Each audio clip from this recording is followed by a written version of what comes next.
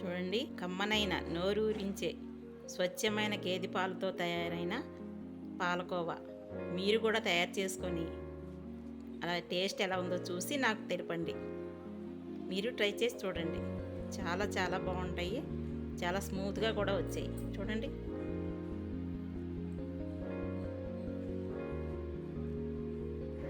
ఇంకెందుకు ఆలస్యం, ఈ కోవా ఎలా తయారు చేయాలో దీనికి కావాల్సిన పదార్థాలు ఏంటివని మనం చూద్దాము. ముందుగా మన ఇంటి వంటకు స్వాగతం, సుస్వాగతం. చూడండి, ఇవి స్వచ్ఛమైన గేదె పాలు. చూడండి పాలు. ఇప్పుడు ఈ పాలతో నేను పాలకోవా చేయబోతున్నాను. ఇవి 2 లీటర్ల పాలు. దీనికి కావాల్సిన పదార్థాలు లేదా ఎలా తయారు చేయాలని మీకు చూపిస్తాను. ఈ పాలకోవా చేయడానికి ఇలాంటి దలసరి గిన్నె తీసుకోవాలన్నమాట. ఈ స్టవ్ మీద పెట్టేటప్పుడు దీని కింద జల్లెడ పెట్టుకున్నాను. ఇది పెట్టుకోవడం వల్ల మనకి హీట్ ఎక్కువగా తగలకుండా. ఇప్పుడు ఈ పాలు ఇంట్లో పోసుకుందాం. ఇవి 2 లీటర్ల పాలండి. ఇవి సన్న మంట మీద ఇలాగా దగ్గరికి అవ్వనివ్వాలండి. ఇలా ఒక 10 నిమిషాలకు ఒకసారి ఇలా తిప్పుకుంటే మనకి పైన తొక్క కట్టకుండా చక్కగా స్మూత్గా వస్తాయి అన్నమాట. లేకపోతే అక్కడక్కడ తొక్కల కింద కట్టేసి మనకి గరుగ్గా తగులుతుంది. కోవా అంటే స్మూత్గా కావాలి కాబట్టి ఇలాగా మన తొక్కలు కట్టకుండా చూసుకోవాలన్నమాట. 2 లీటర్ల పాలుకి 300 గ్రాములు పంచదార అండి. మరీ షుగర్ తక్కువ ఉంటే దాని టేస్ట్ బాగోదు కనుక 2 లీటర్ల పాలకి 300 గ్రాములు పంచదార వేసుకోవాలి. చూడండి, తొక్క కట్టకుండా ఇలా కలపాలన్నాను కదా, అలా తొక్క కట్టకుండా కలుపుకుంటేనే మనకి పర్ఫెక్ట్గా వస్తుందన్నమాట. ఈ కోవాలోకి ముందుగా జల్లించి పెట్టుకున్న గోధుమ పిండి 1 టేబుల్ స్పూన్ వేస్తున్నాను.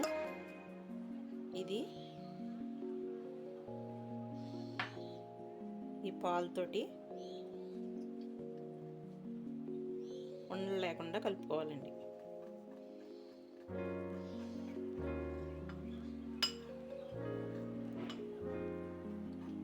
మిల్క్ పౌడర్ అది వేస్తారు చిక్కబట్టడానికి, టేస్ట్ కోసం అని చెప్పేసి. కానీ గోధుమ పిండితో చక్కగా మనం కోవా తయారు చేసుకుంటే ఆరోగ్యానికి మంచిదని చెప్పేసి నేను గోధుమ పిండి వేస్తున్నాను అన్నమాట. ఇది ఉండలు లేకుండా కలుపుకొని ఆ మరుగుతున్న పాలలో కలుపుకోవాలి. ఎక్కువ వేయకూడదండి, 1 టేబుల్ స్పూన్ వేస్తే సరిపోతుంది. వేసి ముందు చక్కగా జల్లించుకొని వేసుకోండి. మరోసారి కలుపుతాం. ఇలాగా తొక్క కడుతుంది అనేటప్పటికి మనం ఇలా కలుపుకుంటూ ఉండాలి. ఇది కాస్త టైం ఎక్కువే తీసుకుంటుంది, ఎందుకంటే పెద్ద మంట మీద అయితే అడుగున అడుగడేస్తుంది, తర్వాత పొంగిపోతాయి అన్నమాట. అదే చిన్న మంట మీద అయితే చక్కగా దగ్గరికి అలాగా మరుగుతాయి, చిక్కపడతాయి అన్నమాట. మనం ఎప్పుడూ కూడా చిన్న మంట మీదే చేసుకోవాలి. దీనికి టైం ఎంత అయిందో కూడా మీకు చెప్తాను.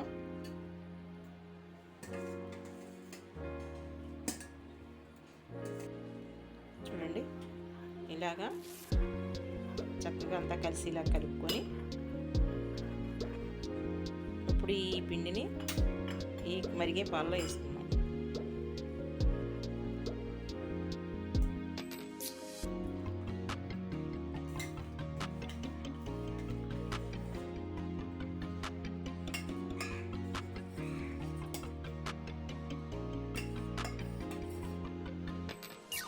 కాస్తంత దగ్గర పడ్డాయి కదా పాలు, పంచదార దీంట్లో వేసుకుందాం.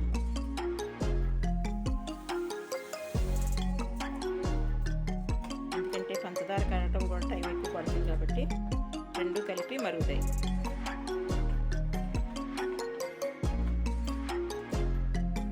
కాస్తంత వేలిక పొడి. చూడండి, దగ్గరికి చిక్కబడుతుంది. ఇంకా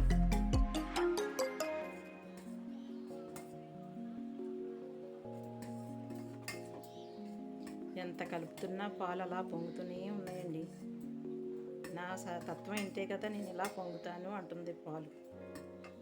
అందుకే కదండి ప్రతి శుభకార్యానికి పాలను ముందు పెట్టుకుంటారు. అది పొంగ చేసే గుణమే దానికి ఉంది. చూడండి దగ్గర పడుతుంది ఇది. ఇప్పుడు దీంట్లో వేలకి పొడి వేసుకుందాం.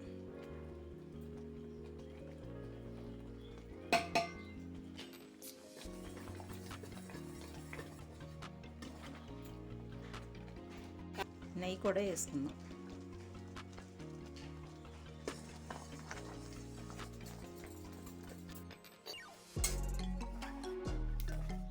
చూడండి ఎలా అంటే ఇలా జారుగా కాకుండా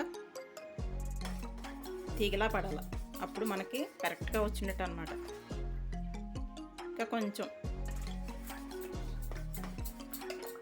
కొద్దిసేపు ఉండి మళ్ళీ చూద్దాం.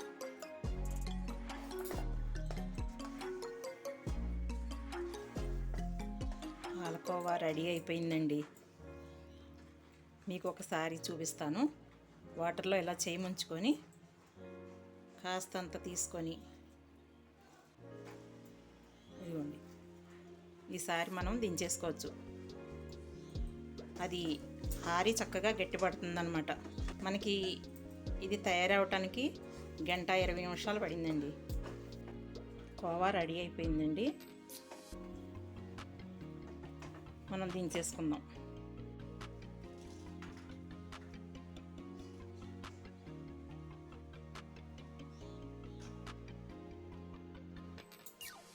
కాసేపు చల్లారనిద్దాం.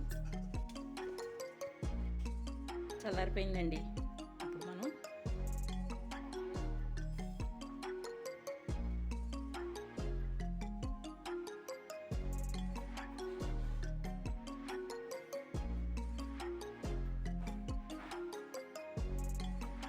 చూశారు కదా చక్కగా స్మూత్గా వచ్చాయి.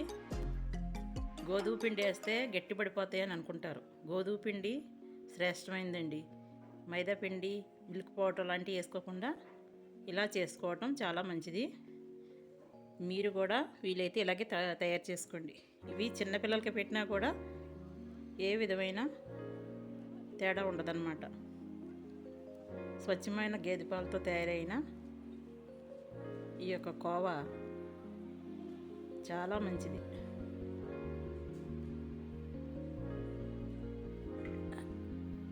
స్వచ్ఛమైన గేదె పాలతో తయారైన పాలకోవా మరి మీరు కూడా తయారు చేసుకొని అలా టేస్ట్ ఎలా ఉందో చూసి నాకు తెలపండి.